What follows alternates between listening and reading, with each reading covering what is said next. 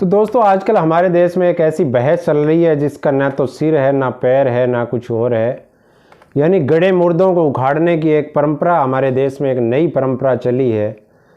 यानी असली मुद्दों को थोड़ा सा हम भूल करके एक नई नई जो समस्याएं हैं उनके, यानी जो इतिहास की जिनके बारे में वर्तमान पीढ़ी कुछ जानती नहीं है, लेकिन उसके लिए डेली हम खड़े हो जाते हैं। कोर्ट में एक अर्जी ली, भाई साहब, येलो साहब, जज साहब, फलानी जगह मेरी थी।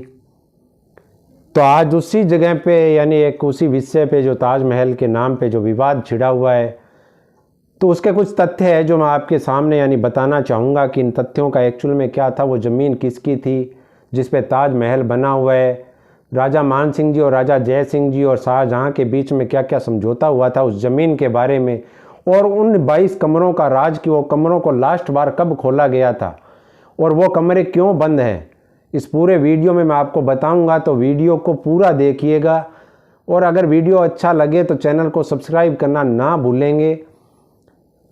तो दोस्तों नमस्कार, मैं हूं राजकुमार स्वामी।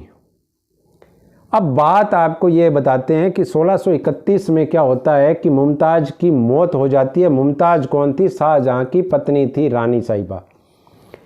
अब उनकी मौत हो जाती है। कहाँ पे होती है मौत? बुरहानपुर में, जो कि आगरा में नहीं हुई थी।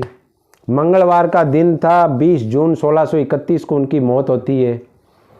और वहीं पर अगले बृहस्पतिवार को बुरहानपुर में ताप्ती नदी के किनारे शाहजहाँ को दफना दिया जाए, उसको सॉरी माफ़ करना, मुमताज़ को दफना दिया जाता है ताप्ती नदी के किनारे बुरहानपुर में।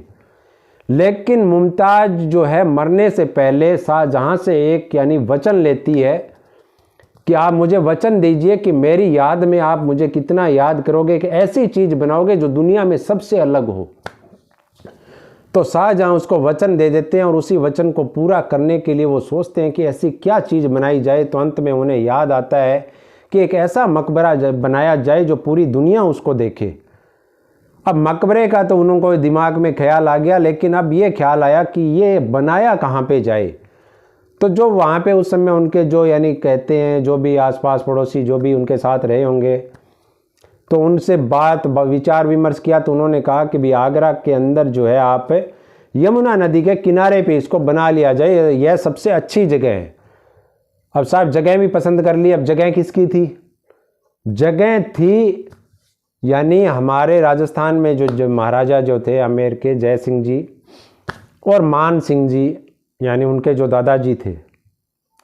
तो मान सिंह जी क्या है, उनके नाम पे ज़मीन थी। मान सिंह जी कौन थे? वो अकबर के राज में यानी मुग़लों के समय में उनके सेनापति रहे थे, और काफ़ी लंबे समय से यानी राजपूतों का और मुसलमानों का जो यानी मुग़लों के बीच में पारिवारिक रिश्ते थे आपस में, यानी बहन बेटी के संबंध भी थे। तो यह भी लाजमी था कि ये ज़मीन पसंद कर ली, लेकिन जब पारिवारिक रिश्ते हैं तो कोई मना भी नहीं कर सकता उस ज़मीन के लिए। यह बात भी एकदम सत्य थी। तो जब शाहजहाँ ने मान सिंह के नाम पर वो ज़मीन थी, लेकिन उस समय के जो उत्तराधिकारी थे जय सिंह जी, उनको यह पूछा कि आप मुझे यह ज़मीन दे दीजिए। तो जय सिंह जी भी, क्योंकि चाहे कोई भी इंसान होता, मैं ये नहीं कहता हूँ जय सिंह जी ने वो ज़मीन क्यों दी, अगर कोई भी इंसान होता और अगर किसी मरे हुए आदमी के लिए वो कुछ मांग लेते हैं, तो हमारी इंसानियत का एक तकाजा है कि हम उसको आज भी दे देते हैं। वो तो उस समय पुराने समय की बात थी, लेकिन हम आज भी दे देते हैं। और गांवों में हम बहुत सी जगह ऐसी देखते भी हैं, कब्रिस्तान के लिए या शमशान घाट के लिए कोई भी इंसान जो है फ्री में ज़मीन दे देता है। हमारे गांवों में तो ऐसा है अब तक। तो उस समय उन्होंने जब जय सिंह से पूछा शाहजहाँ ने, तो उन्होंने कहा ठीक है, राजी खुशी वो देने को ज़मीन तैयार हो गए। लेकिन मुसलमानों में भी एक रिवाज था कि अगर मकबरा बनाना है तो यानी यह ज़मीन जो हम फ्री में तो नहीं लेंगे। तो शाहजहाँ ने यह कहा कि नहीं, यह ज़मीन जो है मैं आपसे फ्री में नहीं लूँगा, इसके बदले में मैं आपको कुछ दूंगा। तो दोस्तों 2 किताबें थी, लाहौरी और काजविनी में यह बताया गया है, और मोहम्मद सालेह कानबो में भी इस चीज़ का जिक्र किया गया है कि इसके बदले में 28 दिसंबर 1633 को शाहजहाँ ने यानी जय सिंह जी को 4 हवेलियां दी थी इस जमीन के बदले में। जो ताजमहल की जो जमीन ली गई थी उसके बदले में है उनको 4 हवेलियां उनको दी गई थी। और जयपुर के सिटी पैलेस में इस फरमान की सर्टिफाइड कॉपी भी रखी गई है। अब भी वो वहाँ पे सुरक्षित है, जयपुर का जो सिटी पैलेस है उसमें।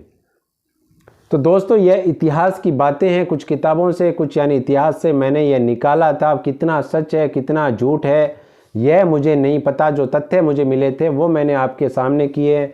अब ना तो मैं इन तथ्यों की यानी मैं यह कहता हूँ कि यह सही है ये तथ्य, ना ही मैं यह कहता हूँ कि यह तथ्य गलत है, क्योंकि अगर इतिहास की किताबें अगर दूसरी सही हो सकती है तो यह भी सही हो सकती है। अब यह राज आपको एक चीज़ मैं और बताता हूँ कि इन कमरों को, जो 22 कमरों को जो राज है, ये कमरे कब खुले थे। अंतिम बार इन कमरों को खोला गया था 1934 में। ये 22 कमरे खोले गए थे, अंग्रेजी शासन था। तो उन समय यानी जो मुख्य यानी जो फर्श है मकबरे का, उसके नीचे ये जो तहखाने में जो कमरे हैं 1934 में इनको लास्ट बार खोला गया था निरीक्षण करने के लिए, और उसी समय इनको बंद कर दिया गया था।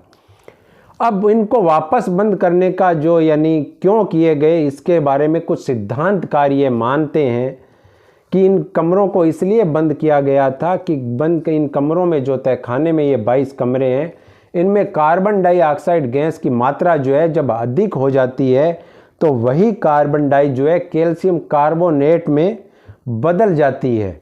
और यह जो कैल्शियम कार्बोनेट जो है वो मार्बल जो है ताजमहल का, उस मार्बल को पाउडर के रूप में परिवर्तित करना चालू कर देती है। तो इस यानी मार्बल को बचाने के लिए कि इसको कोई नुकसान ना पहुंचे, इसके लिए यह आदेश दिए गए थे कि इन कमरों को हमेशा हमेशा के लिए बंद रखे जाएं।